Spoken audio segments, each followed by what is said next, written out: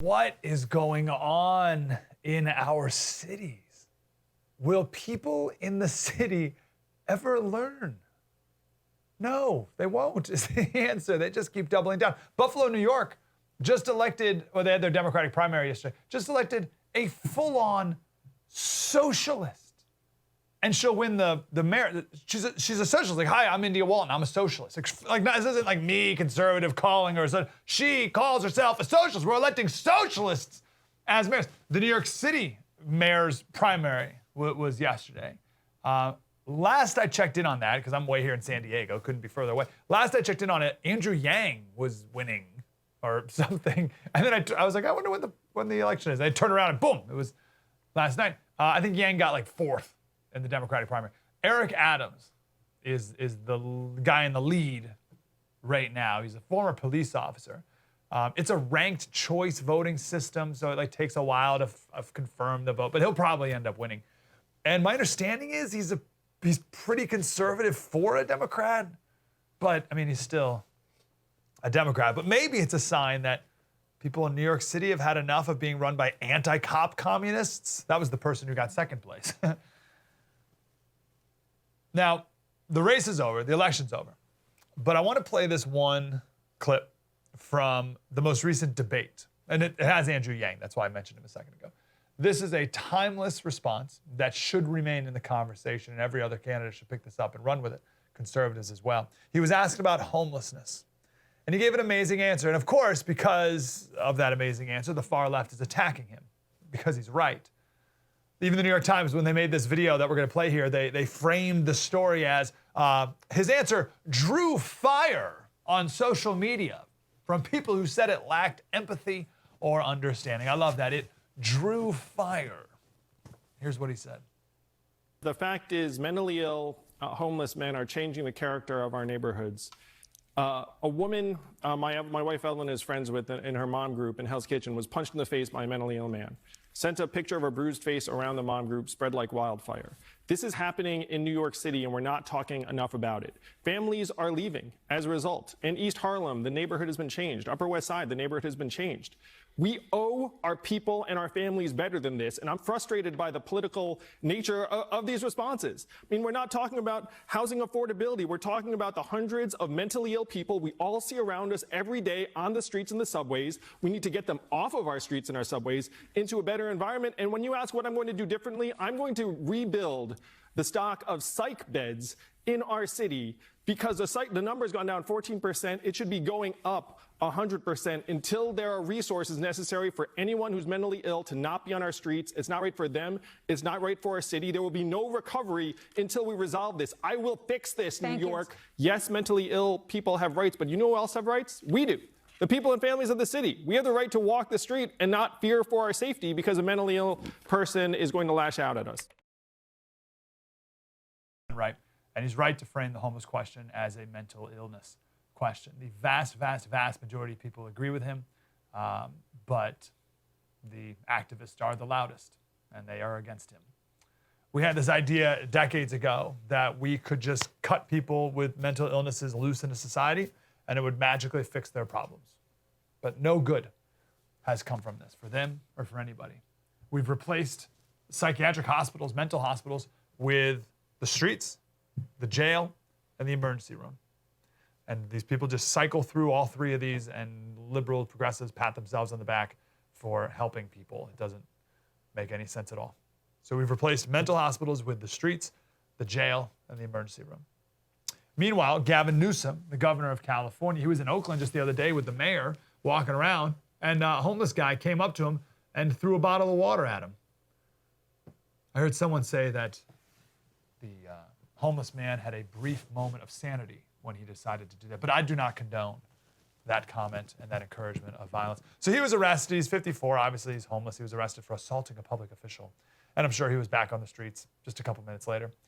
It's believed there's 161,000 homeless people in California. That was before the pandemic. What is it now? Yet still, NPR, the local NPR in California, said advocates said the report that there's 161,000 homeless people, the report is another blaring alarm for government leaders to address California's affordable housing crisis. No, stop it already. This has nothing to do with affordable housing. On Andrew Yang's point, this is mental illness. These blue cities, run by Democrats since the 40s, have still not learned their lesson. Let's go over to Portland now. The LPGA was going to have an event at a country club in Portland, but there were so many homeless people encamped around the country club, it was dangerous. They decided it was too dangerous. So they moved it to another club way further out in the suburbs. Now, the mayor came back and said, well, we understand the concerns of the tournament organizers, and we are looking to address those. No, you're not. You're most certainly not looking to address it. Police in Portland are now told that they cannot pull people over for minor traffic stops anymore. Can't pull people over for minor traffic. Why? Because traffic stops are racist. 6% of people in Portland are black, but black people are 18% of minor traffic stops in the city. So no more minor traffic stops, not enough equity. The other reason they're doing this, they have no more police officers. They're running out. 120 police officers in Portland have left in the last 9 months. 120 gone. 50 police officers left the crowd control unit. That's all of them. There's 50 of them. They all left. They just couldn't take it anymore. They couldn't take the lack of support from their city leaders. The same city leader, the mayor, who says, oh, we're looking into those concerns. No, you're not. Homicide, it's up all over the country. But in Portland, and we have a chart for that, in Portland, 42 homicides so far this year. The record is 70 in 1987. They're definitely going to surpass that. And back in 1987, the AP said that was when the city was in the midst of a gang siege. Well, what's Portland in the midst of now? So while the city needs more police officers, the city council cut $27 million from the budget in the name of defunding the police. So literally in Portland, riots every night, homicides on record pace, massive theft throughout the city, police officers quitting, businesses fleeing. And the mayor's solution is to stop enforcing traffic laws? What's that going to lead to? Just more lawlessness, of course. But don't worry, Portland came out with a new tourism ad. This nice, beautiful ad here. Come visit Portland. It's nice. I love these tourism ads where they just have like random plates of food in them and flybys of beautiful scenes from far away where you can't see anything close up. So there's your come to Portland. They do eventually, there's the plates of food, just random plates. They do eventually get to the riots, sort of. Here's what they say. And yeah, we have some of the loudest voices on the West Coast. Sometimes passion pushes the volume all the way up. We've always been like this. We wouldn't have it any other way. And yeah, we have some of the loudest voices on the West Coast. Sometimes passion pushes the volume all the way up. We've always been like this. We wouldn't have it any other way. So bizarre, we had to play it twice. And that's all it is, passion. Yeah, sure.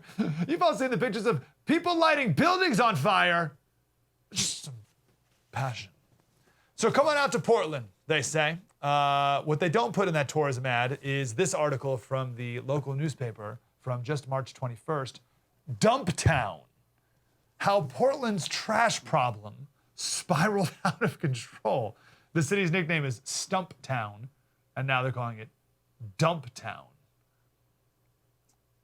It's an unbelievable article about how there's 12, and I think we have pictures from some of the article, about how there's 12 different bureaucracies in the city that are in charge of cleaning up trash, which is to say, no one's in charge of cleaning up trash.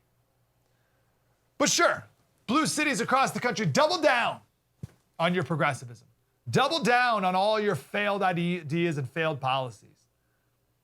And I hate to be this cynical, but part of me thinks that mayors in these cities do this on purpose.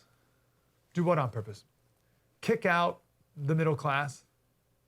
Kick out any person with common sense. Kick out any conservatives. Why kick them out? Because they may vote you out of power. So you don't want them in your city anyway.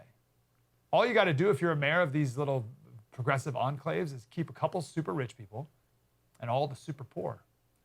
Is it good for your city? No. But they'll vote you in, keep you in power. That's all they really care about. So here's to Portland and all of our blue cities that are crumbling. We'll come up with a new tagline. Come on downtown, where you'll get beat up by a mob and arrested for defending yourself. Wow, that was deep and insightful. I want more of that. Like, subscribe, get more.